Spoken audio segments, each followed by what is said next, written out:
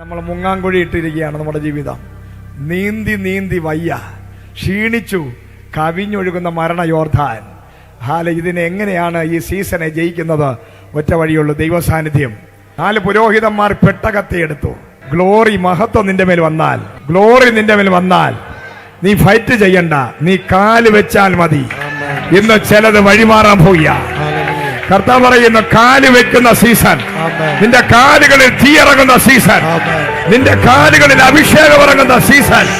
ഇന്ന് ചില മരണ യോർദാൻ നിന്റെ മുമ്പിൽ നിന്നും വഴിമാറാൻ പോയ, നിന്റെ മുമ്പിൽ നിന്നും, എന്റെ ജനത്തിന്റെ മുമ്പിൽ നിന്നും ചില മരണ യോർദാനെ പരിശുദ്ധാത്മാവിൽ വഴിമാറ്റി എന്റെ ജനത്തെ പുറത്തു കൊണ്ടുവരുന്ന എല്ലാ മരണ യോർദാനും മാറാൻ പോകുന്നു. കാരണം നീ കാല് വയ്ക്കാൻ പോവുക. കാരണം നിന്റെ കാലിന്റെ മേൽ അഭിഷേകമുണ്ട്. കാരണം നിന്റെ തോളിൽ ഗ്ലോറി ഇരിക്കുക, നിന്റെ ഉള്ളിൽ അഭിഷേകം ഇരിക്കുകയാണ്.